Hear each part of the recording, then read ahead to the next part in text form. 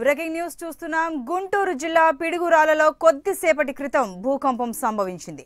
పెద్ద పెద్ద శబ్దాలతో భూ ప్రకంపనలు సంభవించడంతో ప్రజలు ఇళ్ల నుంచి బయటకు పరుగులు తీశారు. సుమారు 2 సెకండ్ల పాటు భూమి కంపించినట్లు తెలుస్తోంది.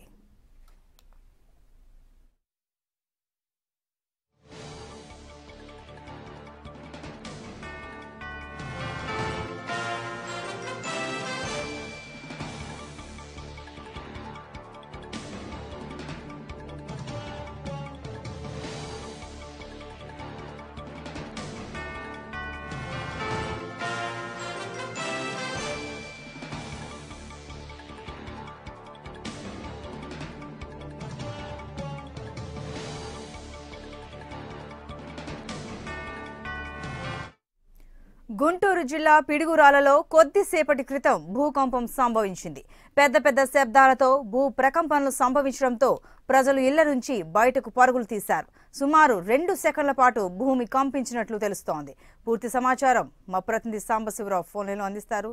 సాంబశివరావు, చెప్పండి, పిడుగురాలలో భూకంపం సంభవించిన తెలుస్తోంది. ఎన్నిసార్లు భూమి కంపించింది? రిక్టర్ స్కేల్ పై తీవ్రత ఎంతగా నమోదైంది? వివరాలేంటి?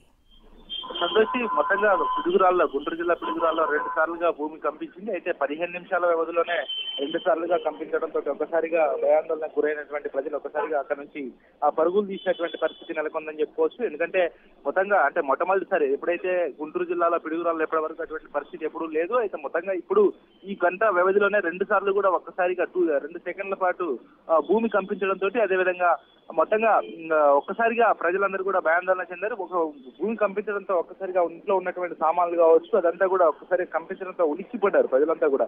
అయితే మొత్తంగా మరి భూమి ఎటువంటి సామర్థ్యం, అక్కడ ఉన్నటువంటి పరిస్థితుల ప్రభావం వల్ల ఎందుకు అక్కడ ప్రకంపనలు వచ్చాయి, మరి అక్కడ ఉన్న పూర్తిగా మైనింగ్ అటువంటి ఎక్కువగా మైనింగ్, ఎందుకంటే సిమెంట్ అక్కడ ఉన్నటువంటి ఫ్యాక్టరీలన్నీ కూడా పూర్తిగా మైనింగ్ ఎక్కువగా ఆ ప్రాంతంలోనే ఎక్కువగా ఉంటుంది. మరి ఈ నేపథ్యంలో మైనింగ్ ఉన్నటువంటి నేపథ్యంలోనే అక్కడ భూమి కంపించింది అని చెప్పుకుంటా ఉన్నారు. ఎందుకంటే మైనింగ్ ఉన్న ప్రాంతాల్లో ఎక్కువగా కూడా భూమి కంపిస్తుంటుంది. అదేవిధంగా భూకంపాలు కూడా ఎక్కువగా వస్తూ ఉంటాయి.